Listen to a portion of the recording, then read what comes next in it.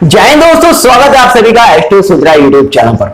हमारे प्राचीन हिंदू सनातन धर्म में सभी पशु पक्षियों को समानता का अधिकार दिया गया, उनको पूजनीय माना गया है। हर पशु पक्षी को कहीं ना कहीं किसी ना किसी देवता के साथ जोड़ा गया है ताकि उसकी पूजा की जा सके। बहुत सारे लोग इसका मजाक भी बनाते हैं। हमारे ऋषि मुनियों ने एक बहुत ही गहरे लॉजिक के साथ ये सब किया।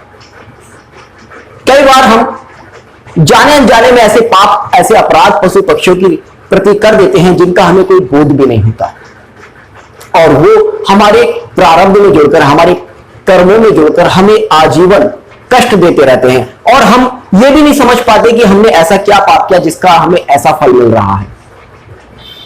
कई बार कुंडली विश्लेषण में देखा गया है कि ऐसे पाप हमने पशु पक्षियों की तरफ किए होते हैं और उनके श्राप के फलस्वरूप ही हमें जीवन में परेशानी आती है। हम समझ ही नहीं पाते कि भाई मैंने ऐसी क्या गलती कर दी। बहुत सारे लोग आपने देखे हुए कहते हैं यार पता नहीं, समझ में नहीं आता किस पाप का फल मुझे मिल रहा है, मैंने ऐसा कोई पाप ही नहीं किया, मैंने किसी को आज तक कोई कष्ट भी नहीं दिया। बिल्कुल आपने किसी मनुष्य को कष्ट नहीं दिया होगा, मगर जाने अनजाने पशु पक्षियों के प्रति ऐसा कोई पाप हो जाता है जो कि हमें जीवन भर कष्ट देता है। जब हम कुंडली विश्लेषण करते हैं तो हमें अक्सर इस तरह के योग मिलते हैं कि उसमें उस व्यक्ति ने पूर्व जन्म में या इस जन्म में पशु पक्षियों के प्रति कोई ऐसा पाप किया जिसका उसे बहुत बड़ा कष्ट झेलना पड़ रहा है। तो इस चीज को रोकने के लिए हमारे ऋषि मुनियों ने पशु पक्षियों को धर्म और देवताओं से जोड़ा ताकि हम उनका सम्मान करें और उनके प्रति पाप और अपराध ना करें। मैं आज आपके साथ इस वीडियो में बहुत ही सटीक ऐसे कुछ पॉइंट्स शेयर करने वाला हूं जिसमें कि अगर आपके जीवन में इस तरह की घटनाएं हो रही हैं तो आप जानिए कि आपने पशु पक्षियों के प्रति इस तरह का कोई अपराध किया है और उसी लेवल पर आप कोई रेमेडी करें। आपको इसके लिए कुंडली की भी जरूरत नहीं है। इस तरह के सूत्र मैं आपके साथ शेयर करूंगा। अगर आपको लगता है कि मैंने अपने जीवन में कोई इस तरह का पाप ही नहीं किया कि जिसकी वजह से मुझे परेशानी आए, तो आप इन सूत्रों को सुने और बड़े ध्यान के साथ फॉलो करें। शुरू करने से पहले आपसे रिक्वेस्ट करना चाहूंगा, चैनल को अभी तक सब्सक्राइब नहीं किया, चैनल को सब्सक्राइब कर लीजिएगा, वीडियो को लाइक कर दीजिएगा और कमेंट में जय हिंद जय भारत लिखना मत भूलिएगा। कई बार आपके साथ ऐसा होता होगा कि आप बिना बात के, आपकी कोई गलती भी नहीं, आप मुकदमेबाजी में फंस गए या आपको जेल हो गई। बहुत सारे लोग अक्सर इस तरह की शिकायत करते हैं कि भाई मैंने कोई पाप नहीं किया, मुझे बिना किसी गलती के जेल हो गई या किसी मुकदमेबाजी में फंसना पड़ गया। क्या रीजन होता है उसका? आपको समझ में नहीं आता यार मैंने किसी आदमी को कष्ट भी नहीं दिया। उसका एक बहुत बड़ा रीजन होता है जो मैंने बहुत सारे बर्ड चार्ट्स में देखा है।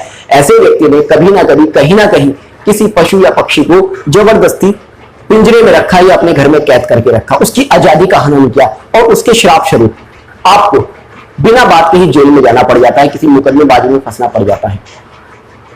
प्रीवियस वीडियो में मैंने आपके साथ शेयर किया था कि हमें कि जब भी घर में कोई जानवर पाले, कोई पशु पक्षी पाले, तो किस तरह की सावधानियों का ध्यान रखना चाहिए, नहीं तो आपके जीवन में उनके श्राप का आगमन हो सकता है। तो वो वीडियो होपफुली आपने देखी होगी, नहीं देखी तो उसका लिंक मैं आपको नीचे दे दूंगा। अगर आप वो देखेंगे तो आपको बहुत सारी परेशानियों का समाधान वैसे ही मिल जाएगा।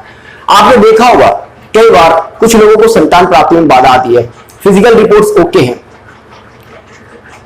मगर कंसीव नहीं हो पा रहा, डॉक्टर्स समझ नहीं पा रहे क्या हो रहा है, एस्ट्रोलॉजर्स आपको प्रॉपर रेमेडी नहीं दे पा रहे। उसमें मैंने अक्सर देखा है उन लोगों के साथ इस तरह का पाप कर्म जुड़ा हुआ होता है कि उन्होंने किसी जानवर को अपने लाभ के लिए, जैसे कि अक्सर बैलों को नपुंसक बना दिया जाता है, तो उसमें अपने लाभ के लिए किसी पशु को जिससे उसकी संतान आगे ना बढ़े, या फिर बहुत सारे जानवर होते हैं लोग उनको पाल तो लेते हैं मगर उनके बच्चे बहुत सारे होते हैं, तो उनके वंश वृद्धि रोकने के लिए उनको नपुंसक बना दिया जाता है।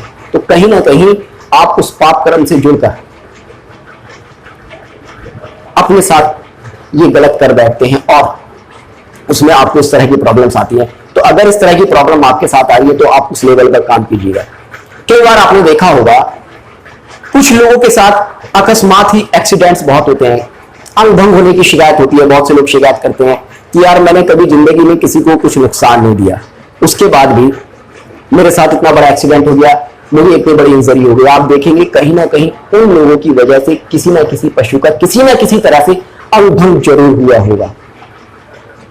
और उसमें होता क्या है, जब हम किसी पशु पक्षी के प्रति कोई अपराध करते हैं तो उसको बहुत ही माइंड नहीं करते। हम किसी इंसान के प्रति कोई बड़ा अपराध कर दें या छोटा अपराध कर दें उसको माइंड कर लेते हैं, मगर पशु पक्षी का माइंड नहीं करते। इस वजह से अक्सर उन लोगों के साथ इस तरह की घटनाएं होती हैं। आपने देखा होगा बहुत से लोगों को संतान का वियोग हो जाता है,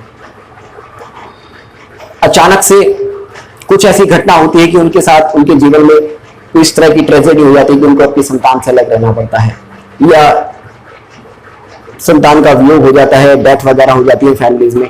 तो उसका एक बहुत बड़ा रीजन होता है, सबसे बड़ा रीजन कि बहुत सारे लोग जानवर पालते हैं और उनके बच्चों को सेल करते हैं। तो उसमें आप उस पशु से उसके मातृत्व का और स्नेह का अधिकार छीन रहे हैं, तो कहीं ना कहीं वो आपको इफेक्ट करेगा।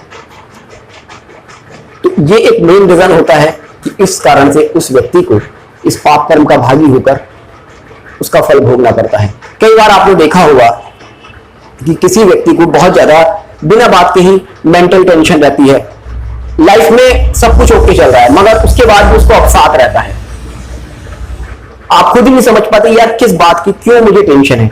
उसका कहीं ना कहीं एक बहुत बड़ा रीजन ये होता है कि आपकी वजह से कहीं ना कहीं किसी पशु या किसी पक्षी को मानसिक पीड़ा से गुजरना पड़ा हो और उसके श्राप की वजह से आप भी उस मानसिक पीड़ा से गुजर रहे हैं। इस तरह के अक्सर बहुत चार्ट्स में इंडिकेशंस मिलते हैं। मैं इन चीजों का आपको प्रैक्टिकल एग्जांपल भी दूंगा, बहुत सारे बर्ड चार्ट्स के एग्जाम्पल आपको दूंगा जिनमें कि पूर्व जन्म में पशु पक्षियों के प्रति किए गए किसी पाप की वजह से ही व्यक्ति को दुख भोगना पड़ रहा है।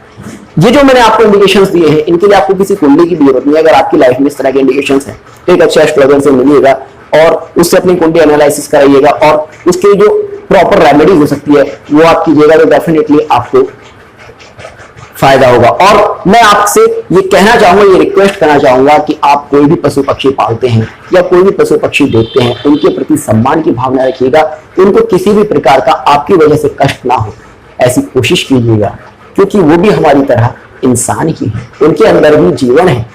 केवल उनकी शारीरिक संरचना में, उनकी मानसिक संरचना में अंतर है, बाकी जीवन उनके अंदर भी, वो भी हमारी तरह सभी कुछ अनुभव कर सकते हैं। अगर उन्हें कोई कष्ट होता है तो उसके पाप का भागी हमें होना ही होना पड़ेगा। तो होपफुली आपको आज का वीडियो पसंद आएगा, तो जुड़े रहिएगा एस्ट्रो सूत्र के साथ। मिलते हैं नेक्स्ट वीडियो में, तब तक के लिए जय हिंद जय भारत।